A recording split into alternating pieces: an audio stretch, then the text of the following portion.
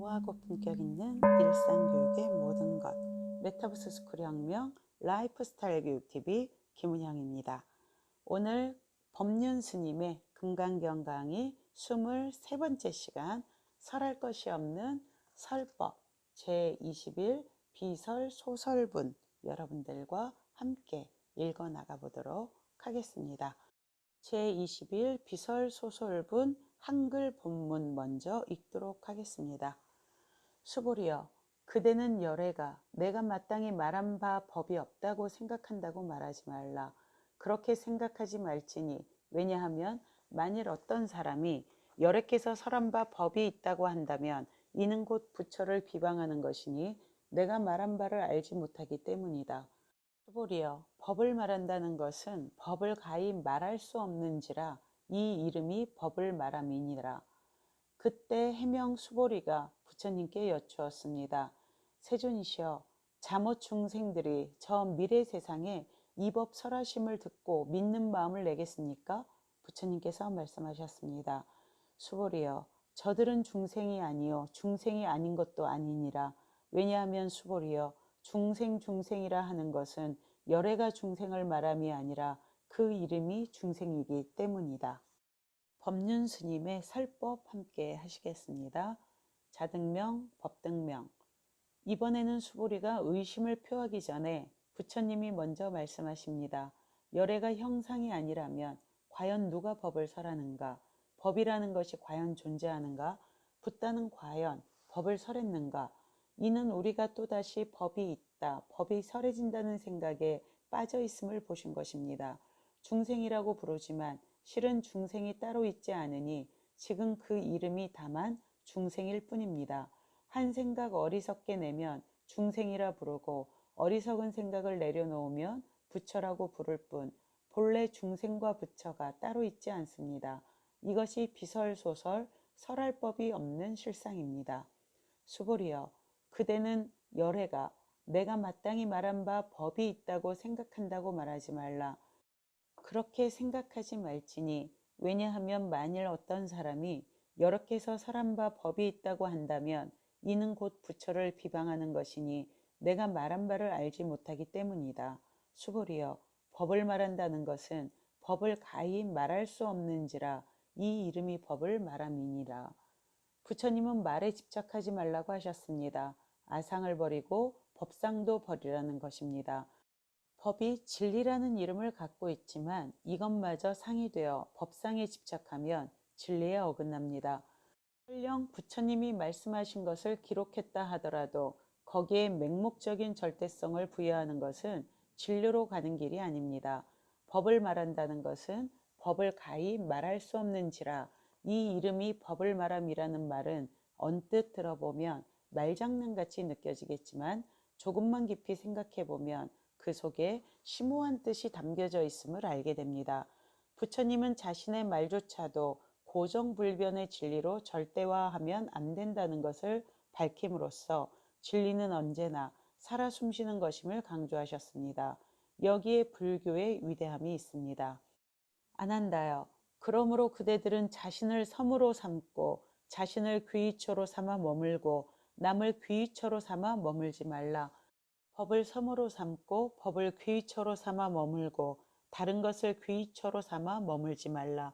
부처님이 열반 직전에 제자들에게 하신 말씀입니다.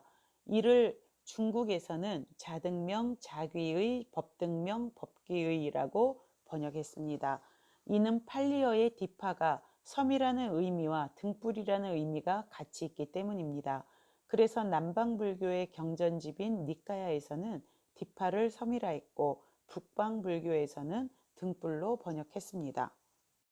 어찌되었든 부처님의 마지막 이 말씀은 자기 스스로를 의지하라는 것입니다. 스스로 체험하고 경험한 것으로 진리를 삼으라는 뜻입니다. 자기가 직접 경험하지 않고 다만 책에 있는 내용만을 가지고 진리를 논쟁하는 것은 아무 이익이 없습니다.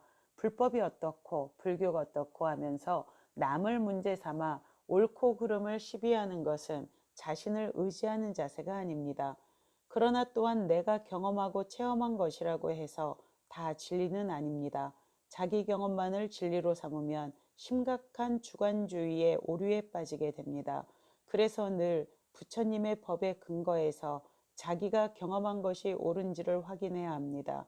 이 점을 놓치지 않는다면 스스로 진리임을 내세우는 숱한 주장 속에서도 과연 무엇이 진리인지를 구분해낼 수 있습니다.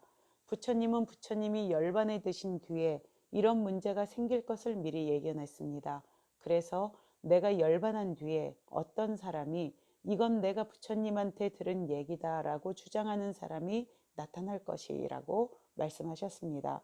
부처님이 언제나 모든 대중을 한자리에 모아놓고 설법하신 게 아니라 여기저기서 여러 사람에게 법을 전하셨으므로 어떤 사람이 주장하는 내용이 부처님 말씀인지 아닌지를 증명하기 어려운 상황이 있을 수 있습니다. 그럴 때 부처님은 자기가 못 들어본 설법이라고 무조건 내팽개치지도 말고 그렇다고 무조건 받아지녀 따라가지도 말라고 하셨습니다. 만약 부처님의 말씀이라고 주장하는 내용이 있다면 그 내용이 지금까지의 부처님 가르침과 일치하는지 면밀히 살펴보아야 합니다. 그래서 그 근본 내용이 일치한다면 그 말을 부처님 말씀으로 받아들일 수가 있습니다. 그러나 아무리 많은 사람이 주장하고 아무리 여러 가지 증거를 제시하더라도 부처님이 하신 말씀들과 비교해서 논리적으로 맞지 않는다면 그것은 부처님 말씀으로 받아들일 수 없습니다. 어떤 주장에 부처님이 말씀하셨다는 꼬리표가 붙어 있더라도 그것만으로 무조건 진리라고 단언할 수는 없습니다. 또 설령 부처님 말씀이라고 명시되어 있지 않더라도 지금까지 말씀하신 가르침의 흐름 속에 있는 말씀이라면 우리는 거기서 진리의 한계를 발견할 수 있습니다. 그렇다면 부처님이 말씀하신 가르침은 무엇일까요? 부처님의 가르침에는 일정한 흐름이 있습니다. 재행무상과 재법무와 공, 명기법, 중도, 사성제와 팔정도 등이 그것입니다. 그런 가르침을 놓치지 않는다면 우리는 어떤 주장이 부처님의 가르침에 부합하는지 판단할 수 있습니다. 그런데도 많은 사람들이 금강경을 수지 독송하면 한량없는 공덕이 있다는 것을 자기 욕심으로 해석해서 그저 금강경을 읽고 인쇄해서 보시하면 이루지 못할 일이 없다는 식으로 생각하고 남에게도 강조합니다. 그러다 보니 심지어 금강경이 기복의 주문으로 전락해버리는 일도 생기곤 합니다. 하지만 눈을 뜨고 보면 그런 생각과 주장은 금강경의 근본 가르침과는 너무나도 동떨어진 말임을 여실히 알 수 있습니다. 설하였으나 설한 바 없는 부처님의 근본 가르침을 놓치지 말아야 하겠습니다. 저 자신을 깊이 돌아다 보게 되는 대목인 것 같습니다. 네, 다음 같이 읽어보도록 하겠습니다. 나무는 스스로를 자랑하지 않는다. 그때 해명수보리가 부처님께 여쭈었습니다. 세존이시여, 잠옷 중생들이 저 미래 세상에 이 법 설하심을 듣고 믿는 마음을 내겠습니까? 부처님께서 말씀하셨습니다. 수보리여, 저들은 중생이 아니요 중생이 아닌 것도 아니니라. 왜냐하면 수보리여, 중생이라 하는 것은 열애가 중생을 말함이 아니라 그 이름이 중생이기 때문이다.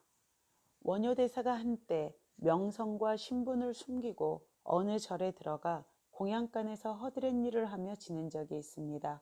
젊은 승려들에게 무시당하며 절의 부목이 되어 밥을 짓고 불을 지펴주면서 살았던 것이지요. 그런데 그 절에 꼽추 스님이 있었는데 다들 그 스님을 방울 스님이라고 불렀습니다. 걸식을 할 때 말없이 방울만 흔들었기 때문에 그런 별명으로 부른 것이었습니다. 방울 스님은 공양 때가 되면 다른 스님과 같이 제때에 와서 밥을 먹지 않고 설거지가 끝난 뒤 부엌이 나타나서는 누룽지 남은 게 있으면 달라고 해서 먹곤 했습니다.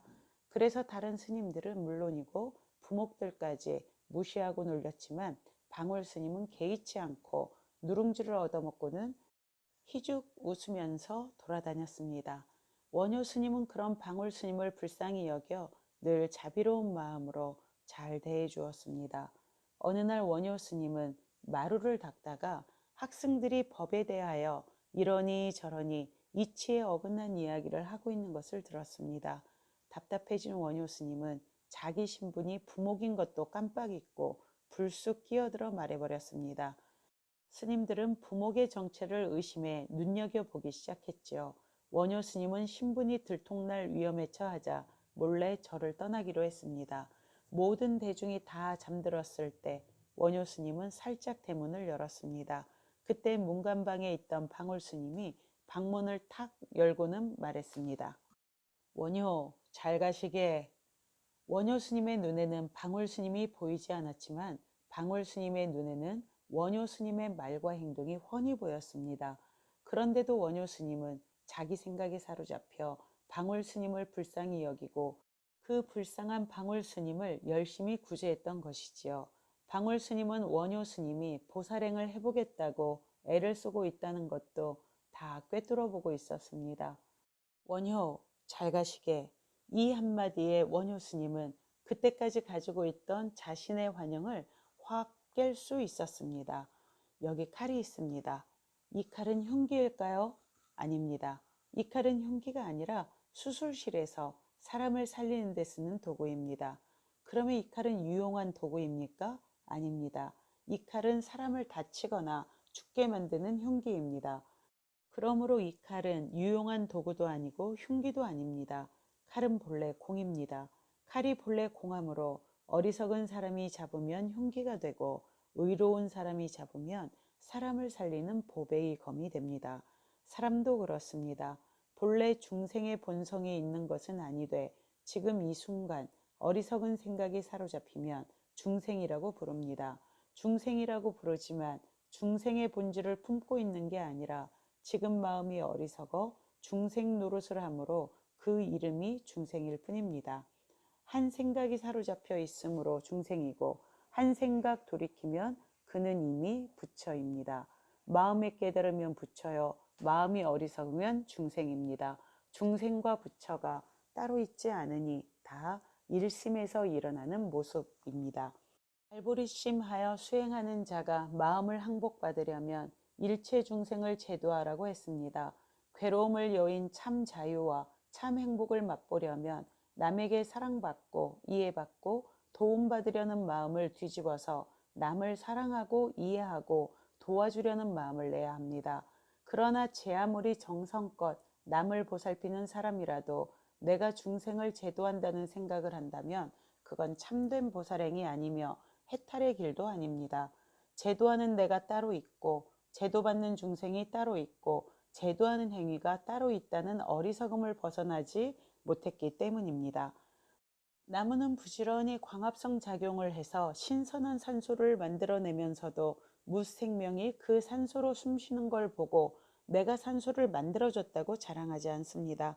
준다는 것도 받는다는 것도 다 우리의 생각, 고정관념입니다. 다시 한번요. 준다는 것도 받는다는 것도 다 우리의 생각, 고정관념입니다. 실상에서는 주는 것도 받는 것도 없습니다. 태양은 다만 햇빛을 비추고 물은 다만 흘러내리며 나무는 다만 광합성을 할 뿐이니 거기에는 주고받는다는 말조차 필요 없습니다. 실무중생 등멸도자, 실로 제도를 받은 자가 하나도 없다. 이 말은 본래 중생이라고 할 것이 없으니 중생을 제도한 바가 없다는 가르침입니다. 마음이 깨달으면 부처요. 마음이 어리석으면 중생입니다. 중생과 부처가 따로 있지 않으니 다 일심에서 일어나는 모습이라는 부처님과 법륜 스님의 말씀 유념해서 수행정진해 나가도록 하겠습니다. 오늘도 법을 설해 주신 법륜 스님 깊이 감사드리고 함께 해주신 여러분들께도 감사의 말씀을 올립니다. 모두 성불하십시오.